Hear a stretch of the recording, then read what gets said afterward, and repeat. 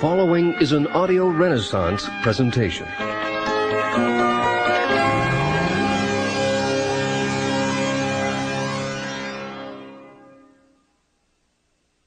Hello, I'm Bill Hartley, president of Audio Renaissance.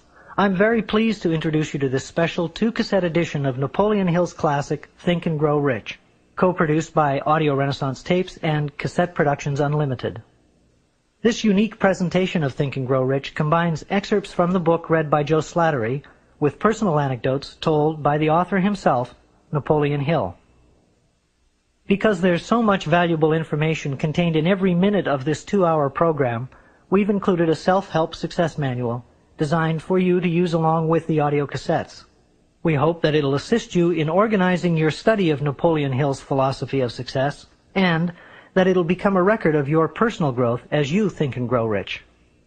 Just before we begin, I'd like to give you the following information from the publisher's preface. Think and Grow Rich by Napoleon Hill, published by Fawcett Crest, New York, copyright 1937 by Napoleon Hill. Revised edition, copyright 1960 by Combined Registry Company. Copyright under International and Pan American Copyright Conventions. All rights reserved and transferred, January 1963, to Napoleon Hill Foundation, Charleston, South Carolina. And now, here's Joe Slattery with Napoleon Hill and our special presentation of Think and Grow Rich.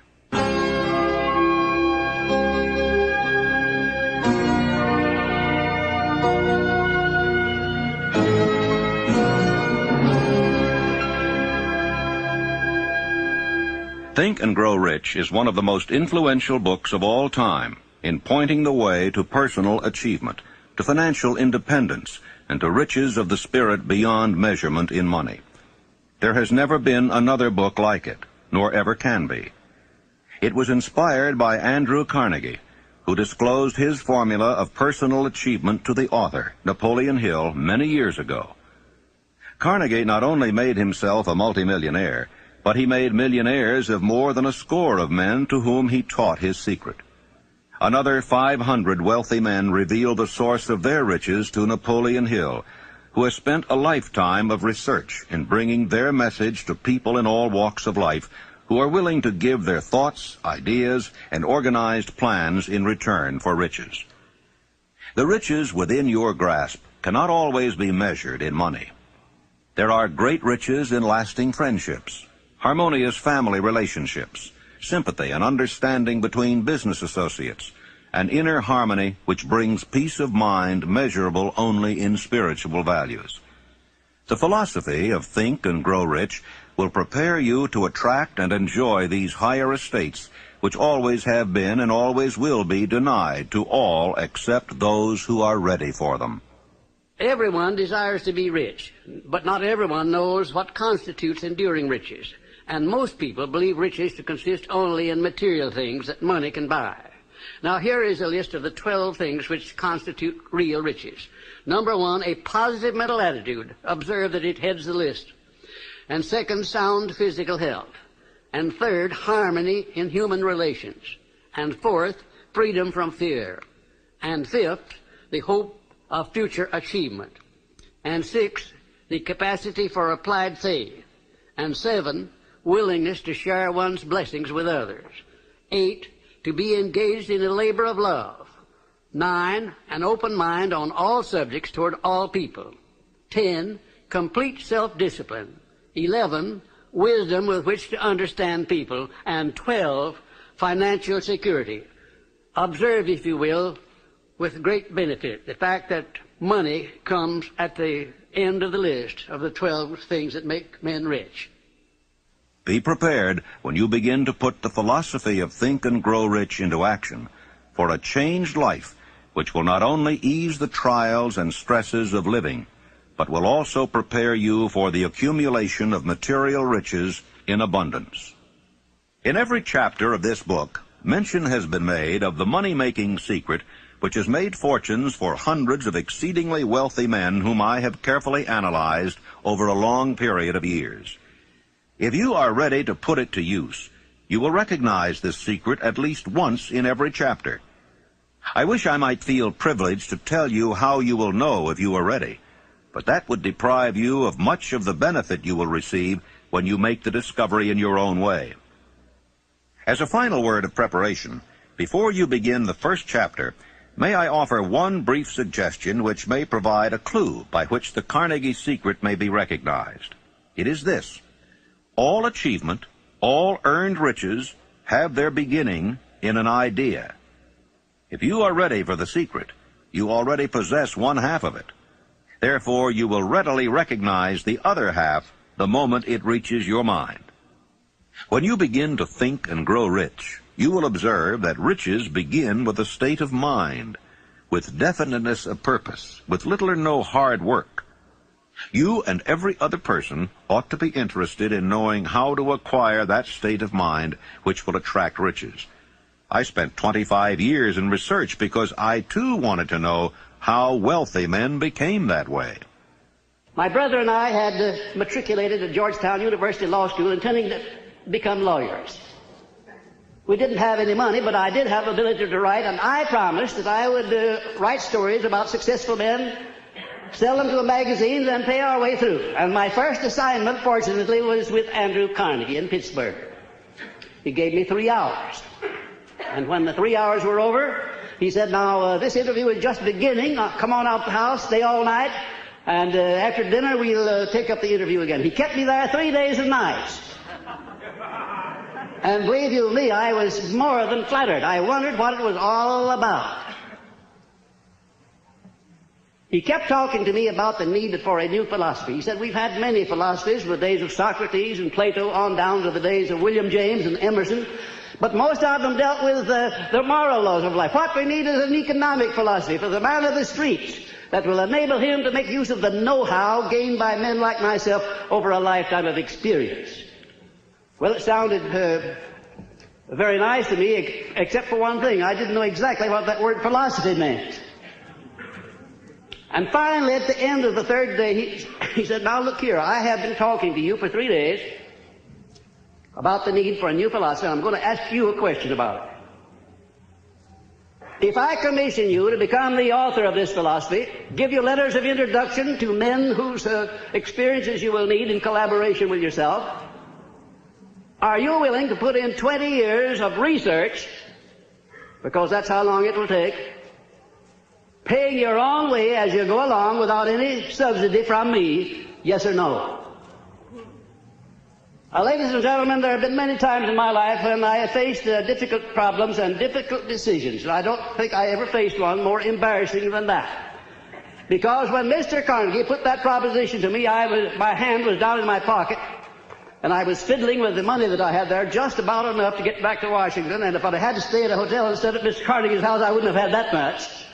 I didn't even know the meaning of the word philosophy. And here the richest man in the world wanted me to go to work for him for 20 years without pay. Wasn't that a situation for you? I started to tell Mr. Carnegie, I started to do just exactly what you or the most of us people would have done under the same circumstances. And what do you think that was? What would you have done if you would have faced that sort of proposition, going to work for 20 years without any pay for the richest man in the world? Well, yes, that's what I was about to do. But something inside of me wouldn't let me open my mouth until I got a hunch that if Mr. Carnegie had kept me there for 3 days, it must have been for a purpose. That he must have seen something in me that I didn't know was there. Also, that a man with Mr. Carnegie's reputation for picking men certainly didn't pick me to do a job like that unless he knew I had the ability to do it. And whatever this something was, this silent, invisible person that was standing, looking over my shoulder and whispering in my ear, said, go ahead and tell him yes. I said, Mr. Carnegie, I not only will accept the commission, sir, but you may depend upon it that I will complete it. He said, I like the way you ended that sentence up, and I think you'll do it. You have the job. The only contribution Mr. Carnegie ever made to me outside of introducing me where I needed to be introduced was to pay my expenses in the early part of my relationship with him. The first man he sent me to see was Henry Ford. He said, I want you to go up to Detroit, become acquainted with Henry Ford, observe him carefully, because one of these days he's going to dominate the motor industry. and it's going to be second only to the steel industry. This was in 1908, the late fall of 1908, ladies and gentlemen. I went up there and spent 2 days trying to find Ford, and when I did find him, he came out of the rear of a shop where he'd been doing some experimenting with an old pair of overalls on, a plug hat or a derby hat that had been bashed in the crown, grease all over his hands. I remember he got my shirt sleeves dirty when I shook hands with him. And I sat down for a half hour with Mr. Ford, and about all of his conversation consisted of yes and no, mostly no. And I wondered how a man like Mr. Carnegie could have made a mistake like that. Imagine if Mr. Ford would ever be a leader in anything. Well, I won't tell you the rest of it. That's enough.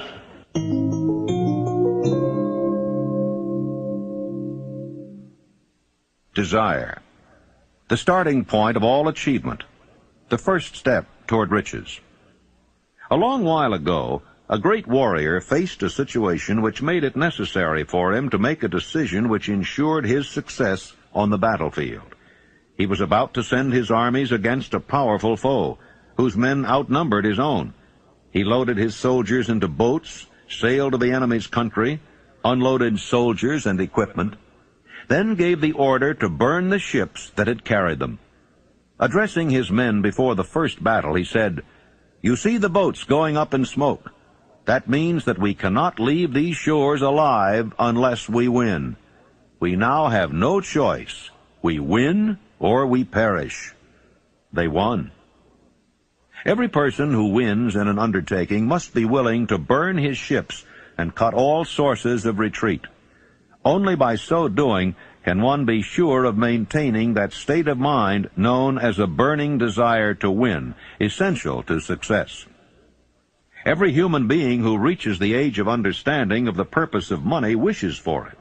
Wishing will not bring riches, but desiring riches with a state of mind that becomes an obsession, then planning definite ways and means to acquire riches, and backing those plans with persistence which does not recognize failure, will bring riches. 6 ways to turn desires into gold.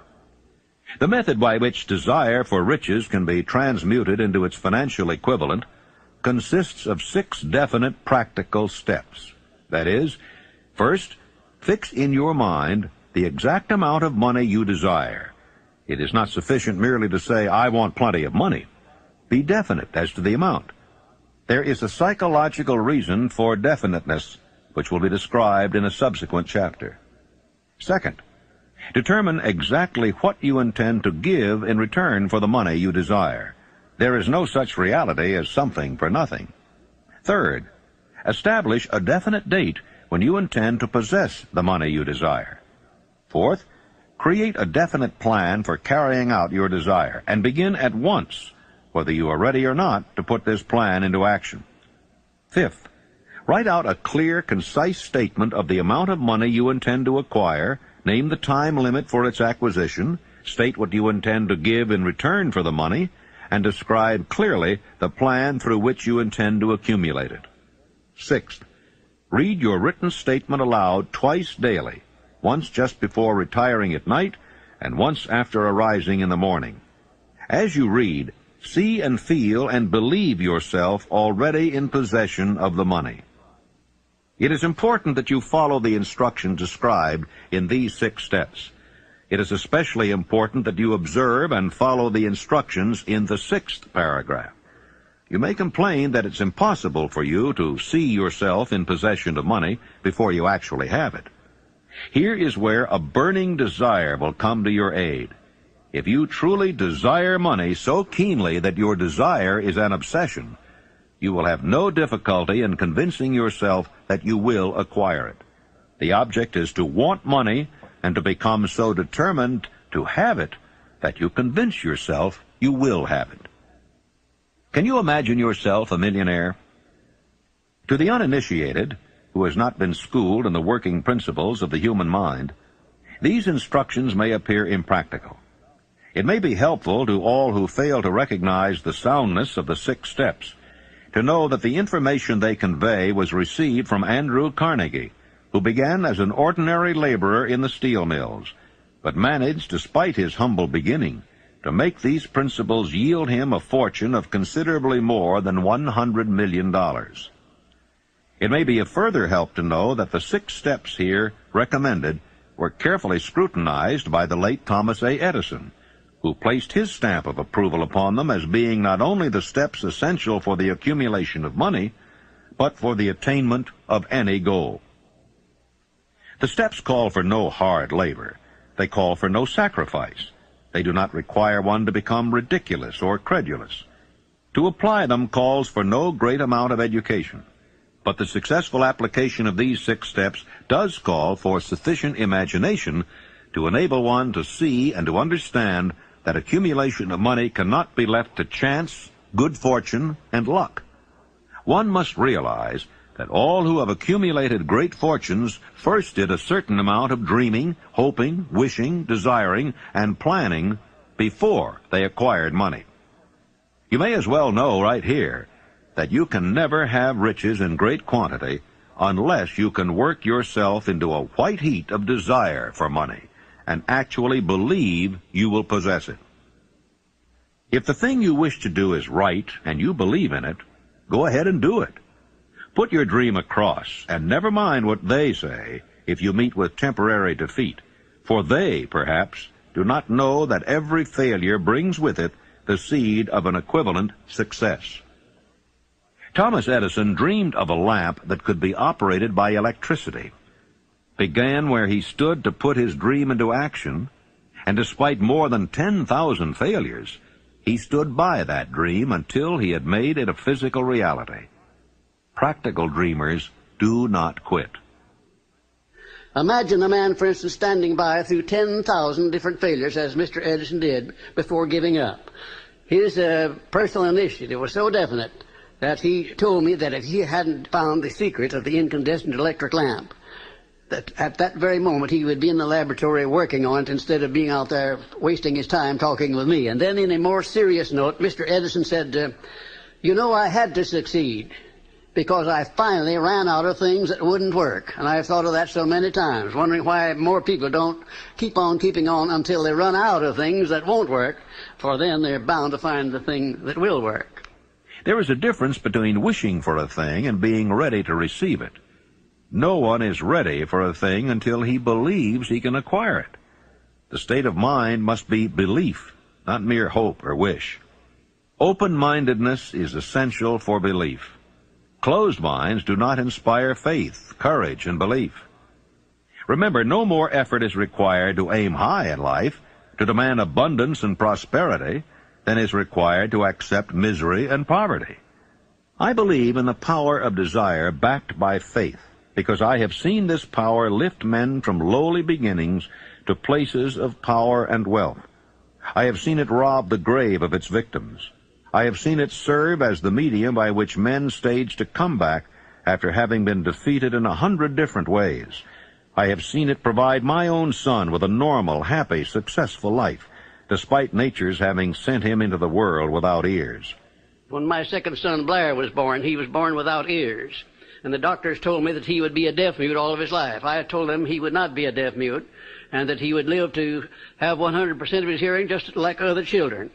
And one of these doctors came over and put his arm on my shoulder, and he said, now look here, Napoleon, there are some things in this world that neither you nor I nor anyone else can do anything about, and now you face one of those situations. I said, Doctor, there is nothing in this world that I can't do something about, if it's nothing more than adjust myself to an unpleasant situation so it does not destroy my spirit.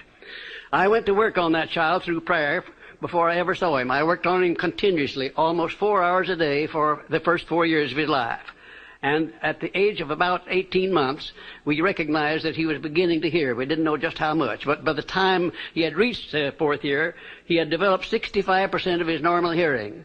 And in his 3rd year in college, in the University of West Virginia, the Acousticon Company, manufacturer of hearing aids, heard about this unusual case, the only one of its kind in the world where a child born without ears ever learned to hear. Came down to the University of West Virginia and made him a special hearing aid that gave him the other 35% of his hearing, and Blair today has 100% of his hearing just exactly like I said he would.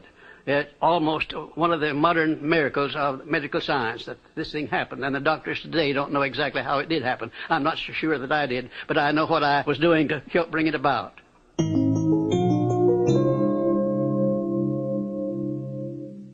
Faith is the head chemist of the mind. When faith is blended with thought, the subconscious mind instantly picks up the vibration, translates it into its spiritual equivalent, and transmits it to infinite intelligence, as in the case of prayer. The emotions of faith, love, and sex are the most powerful of all the major positive emotions. When the three are blended, they have the effect of coloring thought in such a way that it instantly reaches the subconscious mind, where it is changed into its spiritual equivalent, the only form that induces a response from infinite intelligence. How to develop faith? There comes now a statement which will give a better understanding of the importance the principle of autosuggestion assumes in the transmutation of desire into its physical or monetary equivalent. Namely, faith is a state of mind which may be induced or created by affirmation or repeated instructions to the subconscious mind through the principle of autosuggestion. Repetition of affirmation of orders to your subconscious mind is the only known method of voluntary development of the emotion of faith.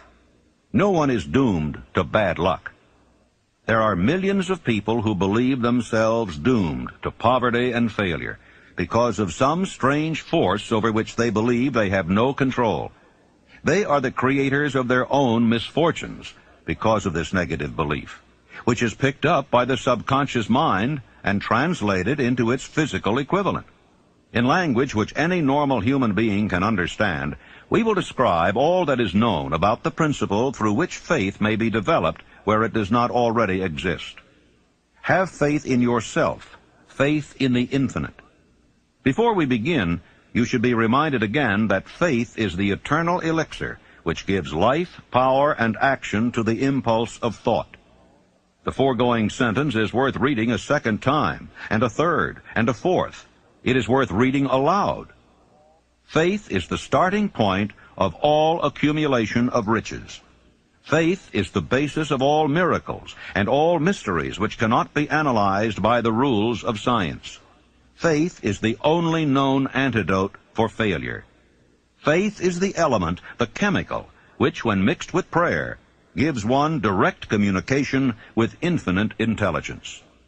Faith is the element which transforms the ordinary vibration of thought created by the finite mind of man into the spiritual equivalent. Faith is the only agency through which the cosmic force of infinite intelligence can be harnessed and used by man. Thoughts which are mixed with any of the feelings of emotions constitute a magnetic force which attracts other similar or related thoughts. Now let us go back to the starting point and become informed as to how the original seed of an idea, plan, or purpose may be planted in the mind.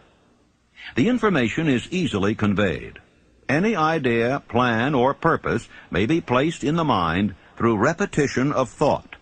This is why you are asked to write out a statement of your major purpose or definite chief aim, commit it to memory, and repeat it in audible words day after day, until these vibrations of sound have reached your subconscious mind. Resolve to throw off the influences of any unfortunate environment and to build your own life to order. Taking inventory of mental assets and liabilities, you may discover that your greatest weakness is lack of self-confidence. This handicap can be surmounted and timidity translated into courage through the aid of the principle of autosuggestion. The application of this principle may be made through a simple arrangement of positive thought impulses stated in writing, memorized, and repeated until they become a part of the working equipment of the subconscious faculty of your mind. Self-confidence formula. First, I know that I have the ability to achieve the object of my definite purpose in life. Therefore, I demand of myself persistent, continuous action toward its attainment, and I here and now promise to render such action. Second, I realize the dominating thoughts of my mind will eventually reproduce themselves in outward physical action and gradually transform themselves into physical reality. Therefore, I will concentrate my thoughts for 30 minutes daily upon the task of thinking of the person I intend to become, thereby creating in my mind a clear mental picture. Third, I know through the principle of autosuggestion, any desire that I persistently hold in my mind will eventually seek expression through some practical means of attaining the object back of it. Therefore, I will devote 10 minutes daily to demanding of myself the development of self-confidence. Fourth, I have clearly written down a description of my definite chief aim in life, and I will never stop trying until I shall have developed sufficient self-confidence for its attainment. Fifth, I fully realize that no wealth or position can long endure unless built upon truth and justice. Therefore, I will engage in no transaction which does not benefit all whom it affects. I will succeed by attracting to myself the forces I wish to use and the cooperation of other people. I will induce others to serve me because of my willingness to serve others.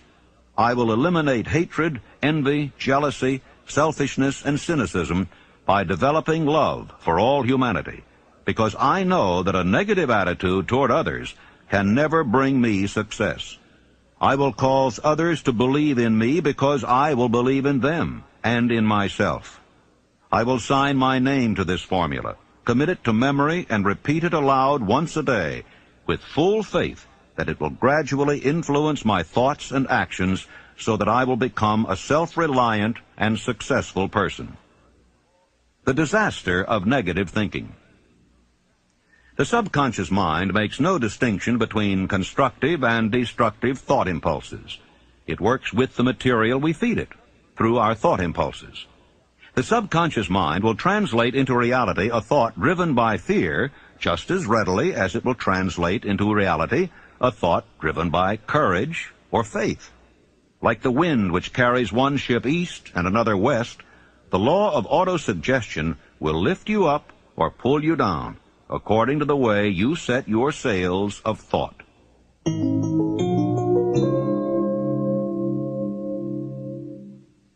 Autosuggestion, the medium for influencing the subconscious mind, the third step toward riches.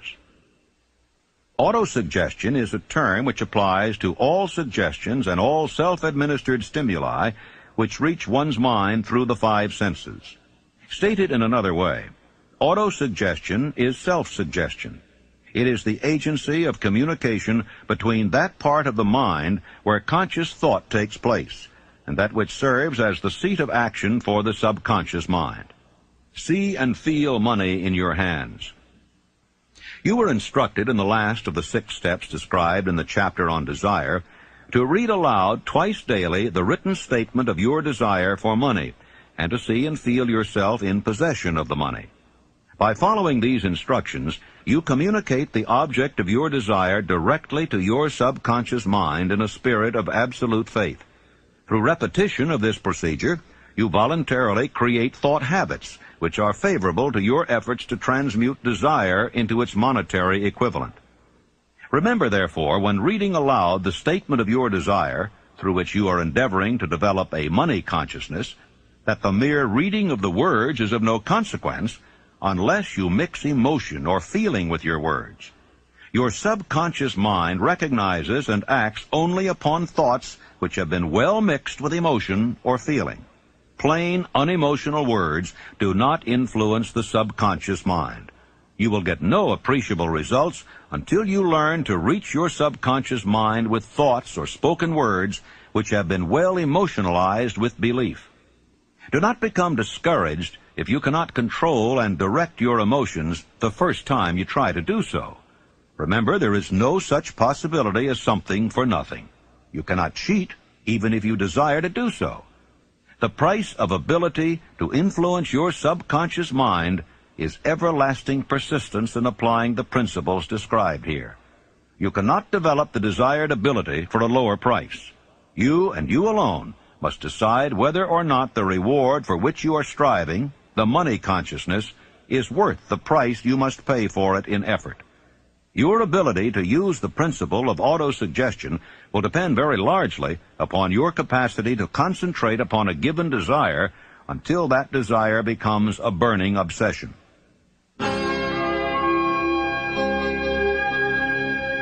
Please fast forward to the end and turn the tape over for proper cueing of side 2.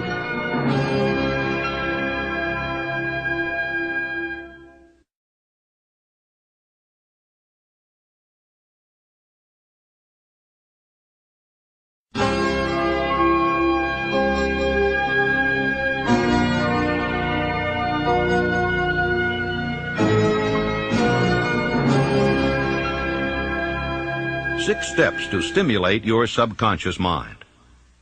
The instructions given in connection with the 6 steps in the 2nd chapter will now be summarized and blended with the principles covered by this chapter as follows. First, go into some quiet spot, preferably in bed at night, where you will not be disturbed or interrupted. Close your eyes and repeat aloud, so you may hear your own words, the written statement of the amount of money you intend to accumulate, the time limit for its accumulation, and a description of the service or merchandise you intend to give in return for the money. As you carry out these instructions, see yourself already in possession of the money. For example, suppose that you intend to accumulate $50,000 by the 1st of January 5 years hence, that you intend to give personal services in return for the money in the capacity of a salesman. Your written statement of your purpose should be similar to the following. By the 1st day of January 19 so-and-so, I will have in my possession $50,000, which will come to me in various amounts from time to time during the interim. In return for this money, I will give the most efficient service of which I am capable, rendering the fullest possible quantity and the best possible quality of service in the capacity of salesman of, and here describe the service or merchandise you intend to sell. I believe that I will have this money in my possession. My faith is so strong that I can now see this money before my eyes. I can touch it with my hands. It is now awaiting transfer to me at the time and in the proportion that I deliver the service I intend to render in return for it. I am awaiting a plan by which to accumulate this money, and I will follow that plan when it is received. Second, repeat this program night and morning until you can see in your imagination the money you intend to accumulate. Third, place a written copy of your statement where you can see it night and morning, and read it just before retiring and upon arising until it has been memorized. Remember, as you carry out these instructions, that you are applying the principle of autosuggestion for the purpose of giving orders to your subconscious mind. Remember also that your subconscious mind will act only upon instructions which are emotionalized and handed over to it with feeling. Faith is the strongest and most productive of the emotions. Follow the instructions given in the chapter on faith. These instructions may at first seem abstract. Do not let this disturb you. Follow the instructions, no matter how abstract or impractical they may at first appear to be. The time will soon come, if you do as you've been instructed, in spirit as well as in act, when a whole new universe of power will unfold to you.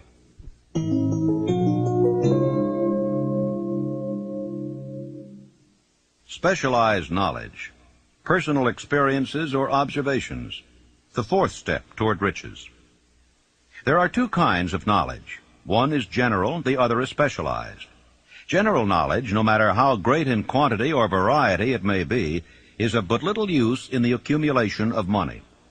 The faculties of the great universities possess in the aggregate practically every form of general knowledge known to civilization. Most of the professors have but little money. They specialize on teaching knowledge, but they do not specialize on the organization or the use of knowledge. Knowledge will not attract money unless it is organized and intelligently directed through practical plans of action to the definite end of accumulation of money. Lack of understanding of this fact has been the source of confusion to millions of people who falsely believe that knowledge is power. It is nothing of the sort. Knowledge is only potential power. It becomes power only when and if it is organized into definite plans of action and directed to a definite end. This missing link in all systems of education may be found in the failure of educational institutions to teach their students how to organize and use knowledge after they acquire it. Many people make the mistake of assuming that because Henry Ford had but little schooling, he was not a man of education. Those who make this mistake do not understand the real meaning of the word educate. That word is derived from the Latin word educo, meaning to educe, to draw out, to develop from within. An educated man is not necessarily one which has an abundance of general or specialized knowledge. An educated man is one who has so developed the faculties of his mind that he may acquire anything he wants or its equivalent without violating the rights of others. You must remember that Mr. Edison only had 3 months of schooling in his entire life. Although he chose a work that called for the application of many of the sciences, he knew nothing about any of them. Now, you may wish to ask how in the world did he get along with only 3 months of schooling in the business of inventing, dealing with the sciences, and yet knowing nothing about any of them? I've been asked that question many times. Well, the answer is very simple. He got along by surrounding himself with men who did understand the sciences, technical men, educated men, and he used their brains just as successfully as if he had had the knowledge himself. As a matter of fact, every successful man in the upper brackets of achievement makes use of other people's knowledge and their influence and their education under the mastermind principle. Then there would be Mr. Andrew Carnegie, my sponsor. He came over to this country in the steerage, didn't have enough money to pay first-class fare on the boat. And he rose to a high position in the world by surrounding himself with men who knew more than he did, who could do the things that he wanted done. And I could name 100 others who started in low positions and rose to high positions in life by associating themselves with other people under the mastermind principle. The accumulation of great fortunes calls for power, and power is acquired through highly organized and intelligently directed specialized knowledge. But that knowledge does not necessarily have to be in the possession of the man who accumulates the fortune. The preceding paragraph should give hope and encouragement to the man with ambition to accumulate a fortune who has not possessed himself of the necessary education to supply such specialized knowledge as he may require. Men sometimes go through life suffering from inferiority complexes because they are not men of education. The man who can organize and direct a mastermind group of men who possess knowledge useful in the accumulation of money is just as much a man of education as any man in the group. Back of all ideas is specialized knowledge. Unfortunately, for those who do not find riches in abundance, specialized knowledge is more abundant and more easily acquired than ideas.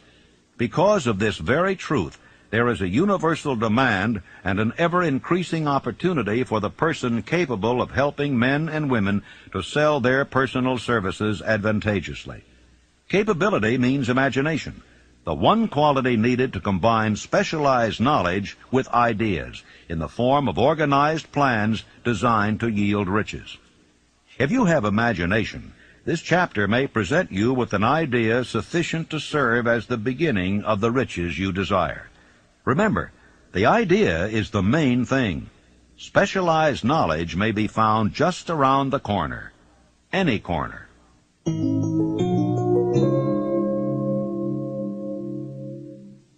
Imagination. The workshop of the mind. The fifth step toward riches. The imagination is literally the workshop wherein are fashioned all plans created by man. The impulse, the desire, is given shape, form, and action through the aid of the imaginative faculty of the mind. Two forms of imagination. The imaginative faculty functions in two forms. One is known as synthetic imagination, and the other as creative imagination. Synthetic imagination. Through this faculty, one may arrange old concepts, ideas, or plans into new combinations. This faculty creates nothing. It merely works with the material of experience, education, and observation with which it is fed. It is the faculty used most by the inventor, with the exception of the genius who draws upon the creative imagination when he cannot solve his problem through synthetic imagination. creative imagination. Through the faculty of creative imagination, the finite mind of man has direct communication with infinite intelligence. It is the faculty through which hunches and inspirations are received. It is by this faculty that all basic or new ideas are handed over to man. It is through this faculty that one individual may tune in or communicate with the subconscious minds of other men. Center your attention for the time being on the development of the synthetic imagination, because this is the faculty which you will use more often in the process of converting desire into money. Transformation of the intangible impulse of desire into the tangible reality of money calls for the use of a plan or plans. These plans must be formed with the aid of the imagination, and mainly with the synthetic faculty. The laws that lead to fortune.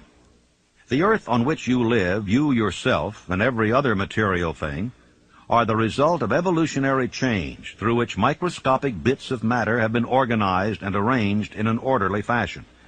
Moreover, and this statement is of stupendous importance, this earth, every one of the billions of individual cells of your body and every atom of matter began as an intangible form of energy. Desire is thought impulse. Thought impulses are forms of energy. When you begin with a thought impulse, desire to accumulate money, you are drafting into your service the same stuff that nature used in creating this earth and every material form in the universe, including the body and brain in which the thought impulses function. If you are one of those who believe that hard work and honesty alone will bring riches, perish the thought. It is not true. Riches, when they come in huge quantities, are never the result of hard work alone. Riches come, if they come at all, in response to definite demands based upon the application of definite principles, and not by chance or luck. Generally speaking, an idea is an impulse of thought that impels action by an appeal to the imagination. All master salesmen know that ideas can be sold where merchandise cannot. Ordinary salesmen do not know this. That is why they are ordinary. There was Clarence Saunders, one of my outstanding students of Memphis, Tennessee.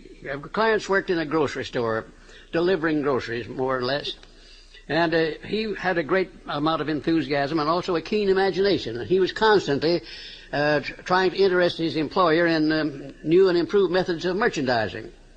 And finally, the employer became so peeved at Clarence for wasting his time with what he called foolish suggestions that he told him that if he came in with another one, he was going to fire him. Shortly thereafter, a cafeteria was opened in Memphis, Tennessee, the first cafeteria that came there. And when Clarence went out to his lunch that day, he saw a great line of people extending out onto the sidewalk, waiting to be served in the cafeteria. Out of curiosity, he got on the end of the line, and when he picked up his tray and filled it up, by the time he got down to the cashier or the checker, his imagination began to turn, and he said, what a wonderful thing this would be in our grocery business, to have a self-help grocery store so women could come in with a basket on their arm, pick up what they wanted, and pay for it at one place as they went out. It would save a lot of time, and it would save a lot of embarrassment. Well, Clarence could hardly wait until he got back to the store, and he rushed in and he said, well, boss, I have a multi-million-dollar idea, and the boss said, now, Clarence, you're fired. Clarence said, oh, no, I'm not. I resigned before I started to talk. Later on, I talked to the man who was Clarence's boss, and he said as near as he could figure, every word that he used in trying to fire Clarence had cost him $1 million. Because Clarence took his idea of self-help grocery stores to a firm who financed it under the name of Piggly Wiggly Stores, and he made $4 million during the first 4 years. An astounding illustration of what a man can do with an idea backed by the proper amount of enthusiasm.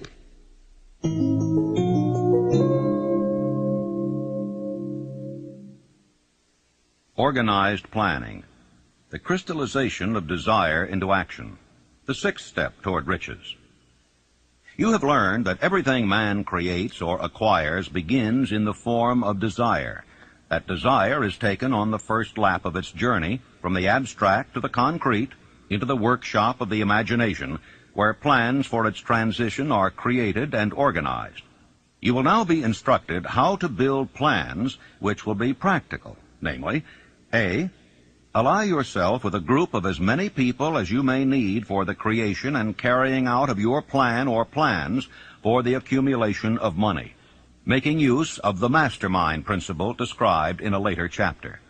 Compliance with this instruction is absolutely essential. Do not neglect it. B. Before forming your mastermind alliance, decide what advantages and benefits you may offer the individual members of your group in return for their cooperation. No one will work indefinitely without some form of compensation. No intelligent person will either request or expect another to work without adequate compensation, although this may not always be in the form of money. C. Arrange to meet with the members of your mastermind group at least twice a week, and more often if possible, until you have jointly perfected the necessary plan or plans for the accumulation of money. D. Maintain perfect harmony between yourself and every member of your mastermind group. If you fail to carry out this instruction to the letter, you may expect to meet with failure. The mastermind principle cannot obtain where perfect harmony does not prevail. Keep in mind these facts. First, you are engaged in an undertaking of major importance to you. To be sure of success, you must have plans which are faultless. Second, you must have the advantage of the experience, education, native ability, and imagination of other minds. This is in harmony with the methods followed by every person who has accumulated a great fortune. The most intelligent man living cannot succeed in accumulating money, nor in any other undertaking, without plans which are practical and workable. Just keep this fact in mind, and remember when your plans fail that temporary defeat is not permanent failure. It may only mean that your plans have not been sound. Build other plans. Start all over again. No follower of this philosophy can reasonably expect to accumulate a fortune without experiencing temporary defeat. When defeat comes, accept it as a signal that your plans are not sound. Rebuild those plans and set sail once more toward your coveted goal. If you give up before your goal has been reached, you are a quitter. A quitter never wins, and a winner never quits. Lift this sentence out. Write it on a piece of paper in letters an inch high, and place it where you will see it every night before you go to sleep, and every morning before you go to work. Take my son Blair, for instance, who was born without any sign of ears. As a result of that adversity, he was trained to believe that it was not an adversity, that it was a blessing, because it would cause people to recognize his condition, and they'd go out of their way to be kind to him, and that's exactly the way it turned out. I have often said that my son Blair has made it possible to get through life with less resistance than his other two brothers who have all of their faculties. Adversity. I think I can tell you, had it not been for the many adversities which I experienced in the early part of my work with Andrew Carnegie, I never would have completed the science of personal achievement. I had adversity after adversity, but I learned to transmute those adversities into something constructive and to come up with something that would take the place of an adversity. Every time I failed, I said, well, this is just another opportunity that I have to prove that my philosophy can take care of the situation of failure. I learned to transmute all failures into successes. I also learned the difference between temporary defeat and failure. Most people accept defeat as permanent failure. Defeat is never failure. No circumstance is ever failure until it is accepted by the individual as such. And that's one of the greatest things that I learned about this principle of profiting by adversity. When you begin to select members for your mastermind group, endeavor to select those who do not take defeat seriously. Some people foolishly believe that only money can make money. This is not true. Desire, transmuted into its monetary equivalent through the principles laid down here, is the agency through which money is made. Money of itself is nothing but inert matter. It cannot move, think, or talk, but it can hear when a man who desires it calls it to come. Planning the sale of personal services. Intelligent planning is essential for success in any undertaking designed to accumulate riches. Here will be found detailed instructions to those who must begin the accumulation of riches by selling personal services. It should be encouraging to know that practically all the great fortunes began in the form of compensation for personal services, or from the sale of ideas. What else except ideas and personal services would one not possessed of property have to give in return for riches? The major attributes of leadership. The following are important factors of leadership. 1. Unwavering courage based upon knowledge of self and of one's occupation. No follower wishes to be dominated by a leader who lacks self-confidence and courage. No intelligent follower will be dominated by such a leader very long. 2. Self-control. The man who cannot control himself can never control others. Self-control sets a mighty example for one's followers, which the more intelligent will emulate. 3. A keen sense of justice. Without a sense of fairness and justice, no leader can command and retain the respect of his followers. 4. Definiteness of decision. The man who wavers in his decisions shows that he is not sure of himself, cannot lead others successfully. 5. Definiteness of plans.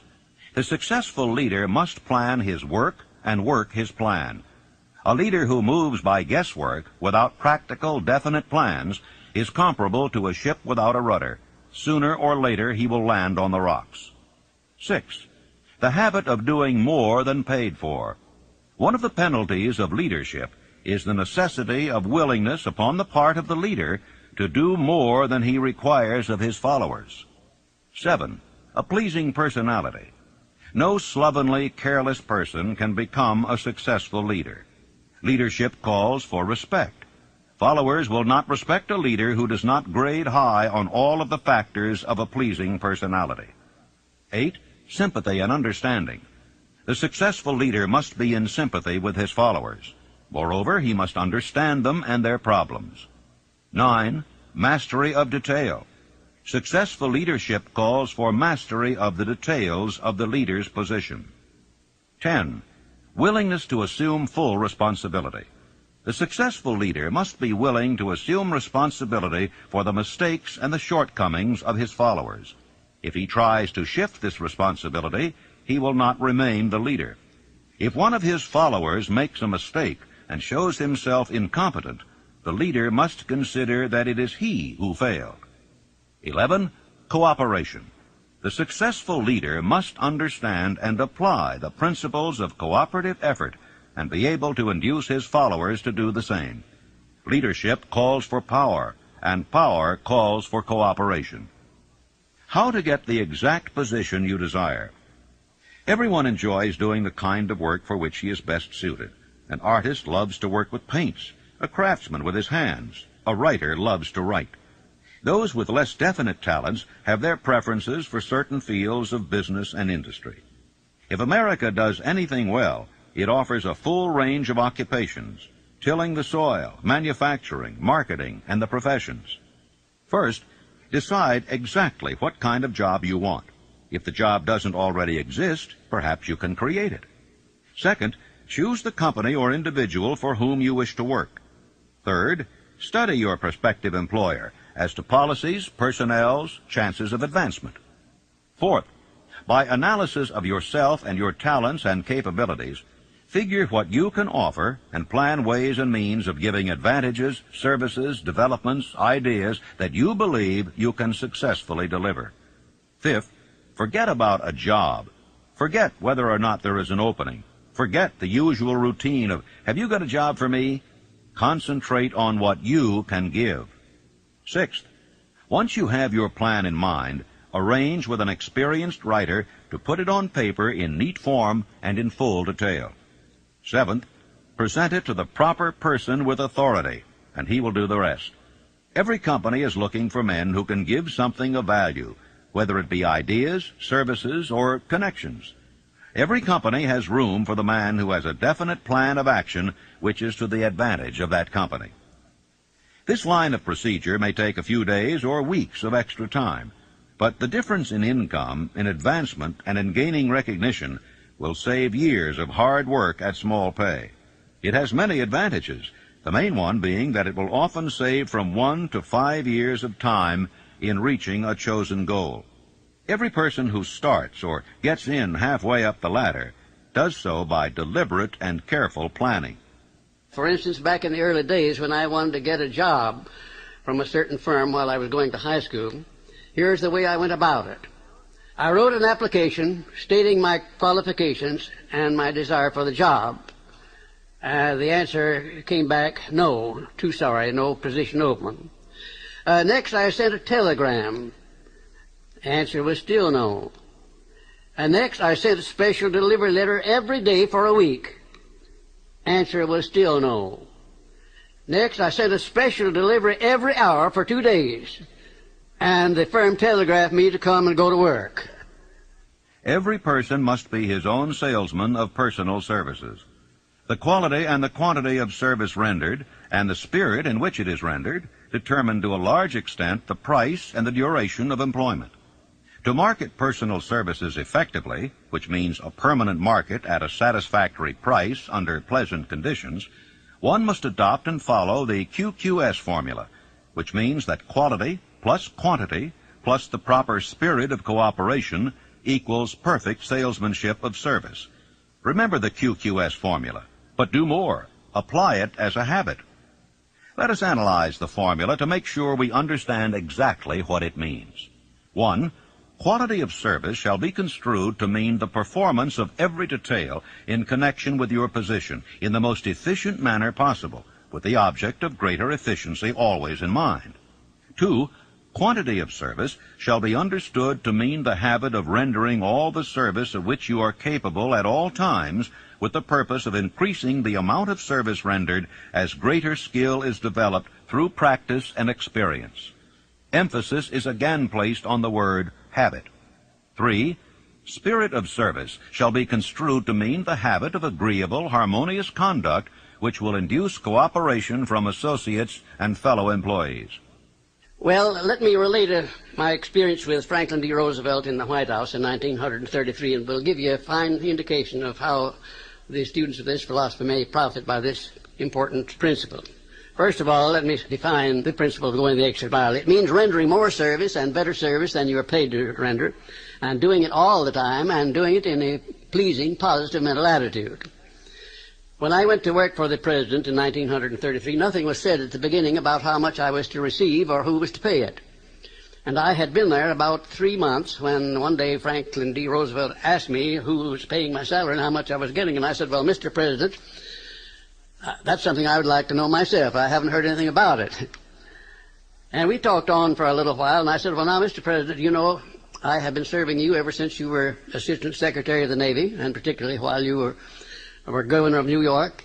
And you will recall, of course, that up to this time I have never rendered you a bill or asked you to pay me $1 for my services, and I'm not going to start now. But if you insist upon it, suppose you put me on the payroll at $1 a year.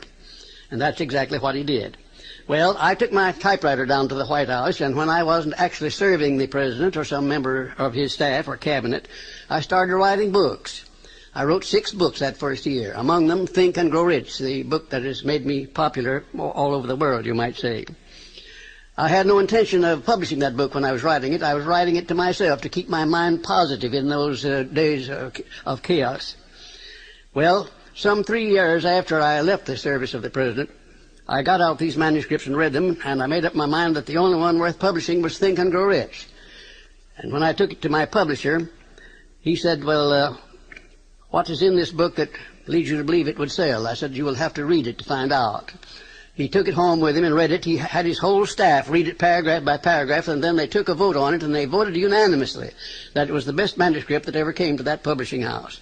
They printed it, put it to work, and it's been selling as a bestseller all over the world up to this time. It has grossed over $18 million, and probably will gross many more millions of dollars while I'm still alive. It's been translated into many languages. It was endorsed by Mahatma Gandhi and distributed widely throughout India. It went from there to Brazil, where it was translated into the Portuguese language and is widely distributed throughout Latin America. And I think if you'll stop and consider the wages that I asked, the wages that I received of $1 a year, and the service that I gave for that, you'll recognize what can be accomplished by going the extra mile. Now, let me give you some of the benefits that comes from going the extra mile. Well, it places the law of increasing returns squarely back of one. It brings one to the favorable attention of those who can and do provide opportunities for self-promotion. It tends to permit one to become indispensable in many different human relationships, and therefore enables one to command more than average compensation. It leads to a mental growth and physical perfection in various forms of service, thereby developing greater ability and skill in one's chosen vocation. It protects one against the loss of employment and places one in a position to choose his own job and working conditions. It enables one to profit by the law of contrast, because the majority of people do not practice the habit of going the extra mile. As a matter of fact, the majority of people don't even go the first mile. And it leads to the development of a positive, pleasing personal attitude, which is among the more important traits of a pleasing personality. And it tends to develop a keen, alert imagination, as it is a habit which keeps one continuously seeking new and more efficient ways of rendering service. It definitely serves to develop self-reliance. It serves also to build the confidence of others in one's integrity.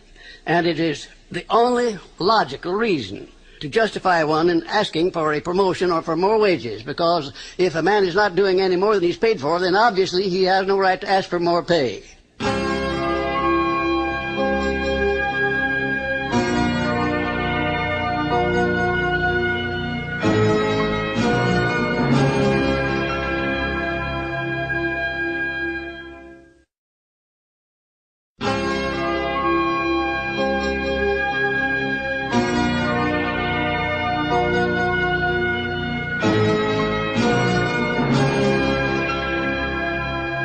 Do you know your own worth? The oldest of admonitions is, "Man, know thyself." If you market merchandise successfully, you must know the merchandise. The same is true in marketing personal services. You should know all of your weaknesses in order that you may either bridge them or eliminate them entirely. You should know your strength in order that you may call attention to it when selling your services. You can know yourself only through accurate analysis. Take inventory of yourself. Annual self-analysis is an essential in the effective marketing of personal services, as is annual inventory in merchandising. Moreover, the yearly analysis should disclose a decrease in faults and an increase in virtues. One goes ahead, stands still, or goes backward in life. One's object should be, of course, to go ahead. Annual self-analysis will disclose whether advancement has been made, and if so, how much. It will also disclose any backward steps one may have made. The effective marketing of personal services requires one to move forward even if the progress is slow.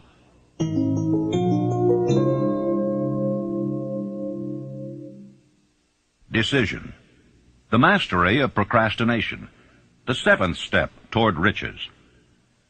Analysis of over 25,000 men and women who had experienced failure disclosed the fact that lack of decision was near the head of the list of the 31 major causes of failure.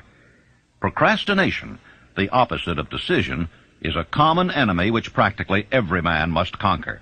Analysis of several hundred people who had accumulated fortunes well beyond the $1 million mark disclosed the fact that every one of them had the habit of reaching decisions promptly and of changing these decisions slowly, if and when they were changed.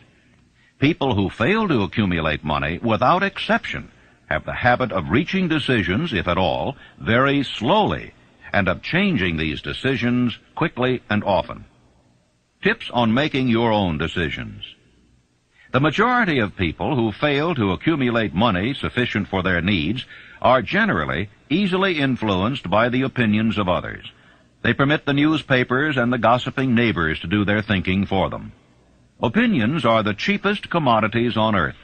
Everyone has a flock of opinions ready to be wished upon anyone who will accept them. Close friends and relatives, while not meaning to do so, often handicap one through opinions, and sometimes through ridicule, which is meant to be humorous.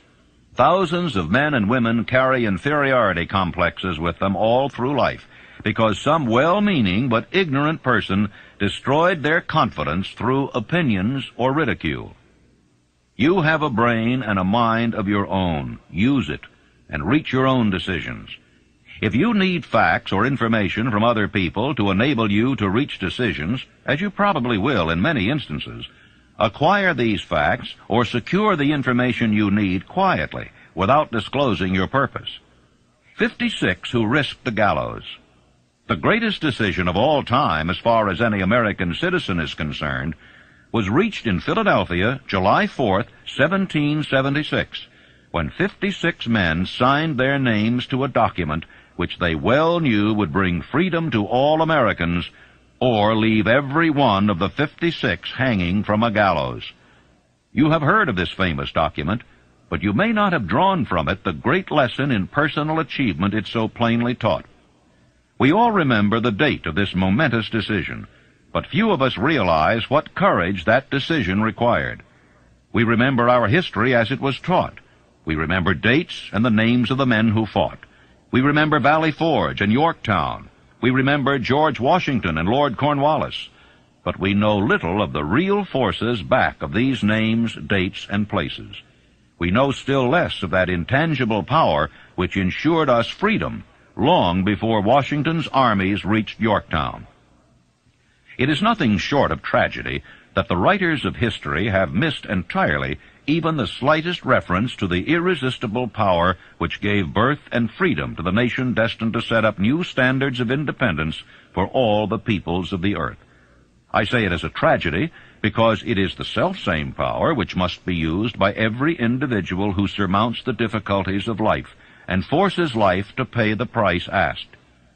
Analyze the events which led to the Declaration of Independence, and be convinced that this nation, which now holds a position of commanding respect and power among all nations of the world, was born of a decision created by a master mind consisting of 56 men.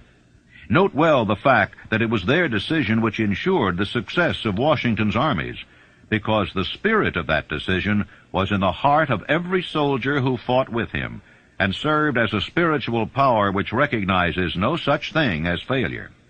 Note also, with great personal benefit, that the power which gave this nation its freedom is the self-same power that must be used by every individual who becomes self-determining. This power is made up of the principles described in this book. It will not be difficult to detect in the story of the Declaration of Independence at least 6 of these principles: desire, decision, faith, persistence, the mastermind, and organized planning. Know what you want, and you'll generally get it. Throughout this philosophy will be found the suggestion that thought, backed by strong desire, has a tendency to transmute itself into its physical equivalent. In your search for the secret of the method, do not look for a miracle, because you will not find it. You will find only the eternal laws of nature. These laws are available to every person who has the faith and the courage to use them. They may be used to bring freedom to a nation, or to accumulate riches. Definiteness of decision always requires courage, sometimes very great courage. The 56 men who signed the Declaration of Independence staked their lives on the decision to affix their signatures to that document. The person who reaches a definite decision to procure the particular job and make life pay the price he asks does not stake his life on that decision. He stakes his economic freedom. Financial independence, riches, desirable business, and professional positions are not within reach of the person who neglects or refuses to expect, plan, and demand these things. The person who desires riches in the same spirit that Samuel Adams desired freedom for the colonies is sure to accumulate wealth.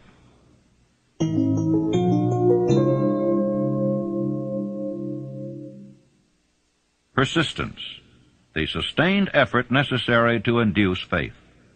The 8th step toward riches. Persistence is an essential factor in the procedure of transmuting desire into its monetary equivalent. The basis of persistence is the power of will. Willpower and desire, when properly combined, make an irresistible pair. The starting point of all achievement is desire. Keep this constantly in mind. Weak desires bring weak results, just as a small amount of fire makes a small amount of heat. If you find yourself lacking in persistence, this weakness may be remedied by building a stronger fire under your desires. And if you find that you are indifferent, you may be sure that you have not yet acquired the money consciousness which you must possess before you can be sure of accumulating a fortune. Those who can take it are bountifully rewarded for their persistence. They receive as their compensation whatever goal they are pursuing. That is not all. They receive something infinitely more important than material compensation, the knowledge that every failure brings with it the seed of an equivalent advantage. You can train yourself to be persistent. Persistence is a state of mind. Therefore, it can be cultivated. Like all states of mind, persistence is based upon definite causes. Among them, these. A. Definiteness of purpose. Knowing what one wants is the first and perhaps the most important step toward the development of persistence. A strong motive forces one to surmount many difficulties. B. Desire. It is comparatively easy to acquire and to maintain persistence in pursuing the object of intense desire. C. Self-reliance. Belief in one's ability to carry out a plan encourages one to follow the plan through with persistence. Self-reliance can be developed through the principle described in the chapter on autosuggestion. D. Definiteness of plans. Organized plans, even though they may be weak and entirely impractical, encourage persistence. E. Accurate knowledge. Knowing that one's plans are sound, based upon experience or observation, encourages persistence. Guessing instead of knowing destroys persistence. F. Cooperation. Sympathy, understanding, and harmonious cooperation with others tend to develop persistence. G. Willpower. The habit of concentrating one's thoughts upon the building of plans for the attainment of a definite purpose leads to persistence. H. Habit. Persistence is the direct result of habit. The mind absorbs and becomes a part of the daily experiences upon which it feeds. Fear, the worst of all enemies, can be effectively cured by forced repetition of acts of courage. Everyone who has seen active service in war knows this. Take your own persistence inventory. Before leaving the subject of persistence, take inventory of yourself and determine in what particular, if any, you are lacking in this essential quality. Measure yourself courageously, point by point, and see how many of the 8 factors of persistence you lack. The analysis may lead to discoveries that will give you a new grip on yourself. If you fear criticism, let us examine some of the symptoms of the fear of criticism. The majority of people permit relatives, friends, and the public at large to so influence them that they cannot live their own lives because they fear criticism. Huge numbers of people make mistakes in marriage, stand by the bargain, and go through life miserable and unhappy because they fear criticism, which may follow if they correct the mistake. Anyone who has submitted to this form of fear knows the irreparable damage it does by destroying one's ambition and the desire to achieve. Millions of people neglect to acquire belated educations after having left school because they fear criticism. Countless numbers of men and women, both young and old, permit relatives to wreck their lives in the name of duty because they fear criticism. Duty does not require any person to submit to the destruction of his personal ambitions and the right to live his own life in his own way. People refuse to take chances in business because they fear the criticism which may follow if they fail. The fear of criticism in such cases is stronger than the desire for success. How to develop persistence? There are 4 simple steps which lead to the habit of persistence. They call for no great amount of intelligence, no particular amount of education, and but little time or effort. The necessary steps are: 1. A definite purpose backed by burning desire for its fulfillment. 2. A definite plan expressed in continuous action. 3. A mind closed tightly against all negative and discouraging influences, including negative suggestions of relatives, friends, and acquaintances. 4. A friendly alliance with one or more persons who will encourage one to follow through with both plan and purpose. These 4 steps are essential for success in all walks of life. The entire purpose of the 13 principles of this philosophy is to enable one to take these 4 steps as a matter of habit. These are the steps by which one may control one's economic destiny. They are the steps that lead to freedom and independence of thought. They are the steps that lead to riches in small or great quantities. They lead the way to power, fame, and worldly recognition. They are the 4 steps which guarantee favorable breaks. They are the steps that convert dreams into physical realities. They lead also to the mastery of fear, discouragement, and indifference. There is a magnificent reward for all who learn to take these 4 steps. It is the privilege of writing one's own ticket and of making life yield whatever price is asked. How to master difficulties. What mystical power gives to men of persistence the capacity to master difficulties? Does the quality of persistence set up in one's mind some form of spiritual, mental, or chemical activity which gives one access to supernatural forces? Does infinite intelligence throw itself on the side of the person who still fights on after the battle has been lost, with the whole world on the opposing side? You may be interested in knowing that I had the help of some 500 of the most successful men in America to help me create the science of personal achievement. Among them were such men as Thomas A. Edison, Henry Ford, John Wanamaker. Let me tell you about one man, perhaps my most outstanding student, who has made a tremendous success of his life by applying definiteness of purpose. His name is W. Clement Stone, president of the Combined Insurance Company of America. Right after Think and Grow Rich was published in 1937, someone gave Mr. Stone a copy of this book, and he was so impressed by it that he laid out a 20-year plan for himself. At that time, he was selling insurance, I suppose making $200 or $300, maybe $400 a week at the most. Now, his plan called for him to own a company of his own within 20 years, and for him to be president of it, and his personal fortune to be not less than $10 million. Well, long before the 20 years were up, he was the president and majority owner of 4 large insurance companies. His personal fortune was over $35 million, and today it is estimated that his fortune is over $100 million. And he attributes his success entirely to the application of the famous Andrew Carnegie philosophy, and particularly to the application of definiteness of purpose. His 2,000 salesmen are known to be the most successful men in the insurance field, and every one of those 2,000 men has been taught to use the science of personal achievement and to emphasize the principle of definiteness of purpose.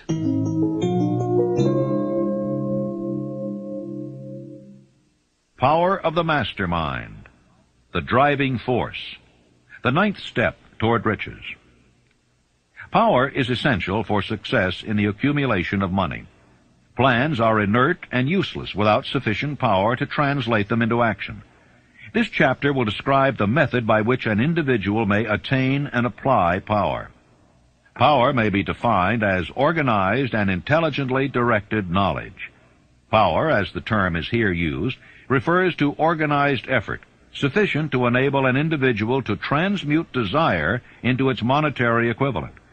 Organized effort is produced through the coordination of effort of 2 or more people who work toward a definite end in a spirit of harmony. Power is required for the accumulation of money. Power is necessary for the retention of money after it has been accumulated. Let us ascertain how power may be acquired. If power is organized knowledge, let us examine the sources of knowledge. A. Infinite intelligence. This source of knowledge may be contacted through the procedure described in another chapter with the aid of creative imagination. B. Accumulated experience. The accumulated experience of man, or that portion of it which has been organized and recorded, may be found in any well-equipped public library. An important part of this accumulated experience is taught in public schools and colleges, where it has been classified and organized. C. Experiment and research. In the field of science, and in practically every other walk of life, men are gathering, classifying, and organizing new facts daily.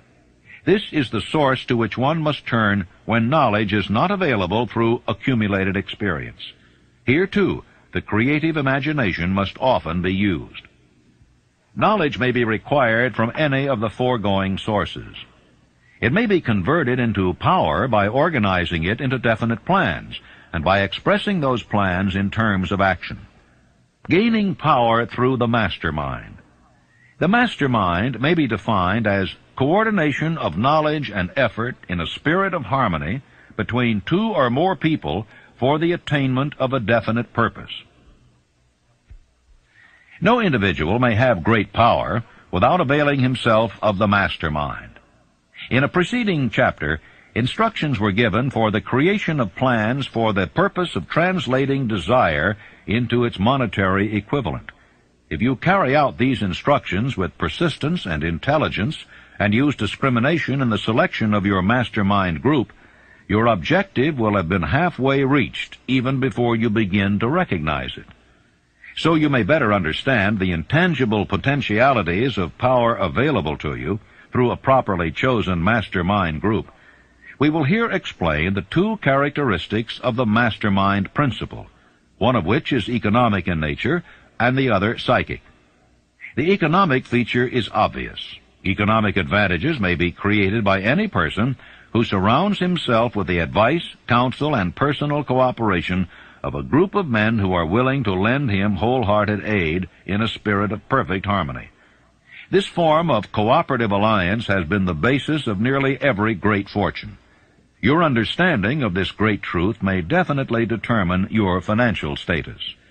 The psychic phase of the mastermind principle is much more difficult to comprehend. You may catch a significant suggestion from this statement. No two minds ever come together without thereby creating a third invisible, intangible force which may be likened to a third mind. How to multiply your brain power. Man's brain may be compared to an electric battery. It is a well-known fact that a group of electric batteries will provide more energy than a single battery. It is also a well-known fact that an individual battery will provide energy in proportion to the number and capacity of the cells it contains. The brain functions in a similar fashion. This accounts for the fact that some brains are more efficient than others, and leads to this significant statement. A group of brains, coordinated or connected in a spirit of harmony, will provide more thought energy than a single brain, just as a group of electric batteries will provide more energy than a single battery. Through this metaphor, it becomes immediately obvious that the mastermind principle holds the secret of the power wielded by men who surround themselves with other men of brains. There follows now another statement which will lead still nearer to an understanding of the psychic phase of the mastermind principle. When a group of individual brains are coordinated and function in harmony, the increased energy created through that alliance becomes available to every individual brain in the group. It is a well-known fact that Henry Ford began his business career under the handicap of poverty, illiteracy, and ignorance. It is an equally well-known fact that within the inconceivably short period of 10 years, Mr. Ford mastered these three handicaps, and that within 25 years, he made himself one of the richest men in America. Connect with this fact the additional knowledge that Mr. Ford's most rapid strides became noticeable from the time he became a personal friend of Thomas A. Edison, and you will begin to understand what the influence of one mind upon another can accomplish. Go a step farther and consider the fact that Mr. Ford's most outstanding achievements began from the time that he formed the acquaintance of Harvey Firestone, John Burroughs, and Luther Burbank, each a man of great brain capacity, and you will have further evidence that power may be produced through friendly alliance of minds. Let me tell you about my experience in helping Franklin D. Roosevelt to create a mastermind which broke the back of the Depression in 1933.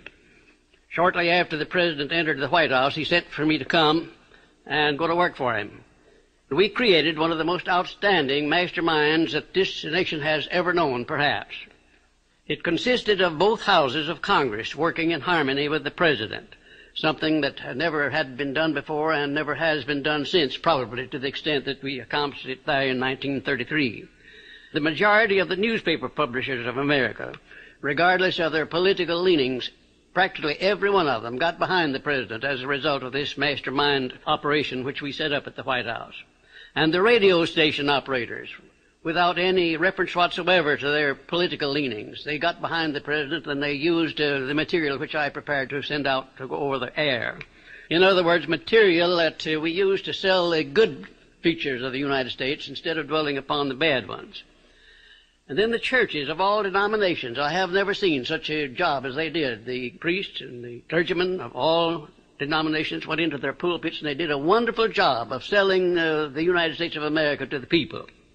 Then the leaders of both the major political parties, they crossed party lines. There were no Democrats and no Republicans, no anything else in Congress. They were nothing but Americans helping the President of the United States to bring this country out of chaos. And then most of all, there was a majority of the American people of all political and religious leanings. I have never seen the people of the United States get behind a president so squarely as they did behind FDR in those perilous days of 1933. Now here was a mastermind alliance that served a great purpose at a time of need. And I hope to see the time come when I may contribute my services in building a mastermind alliance that will permanently serve the President of the United States as it did in 1933.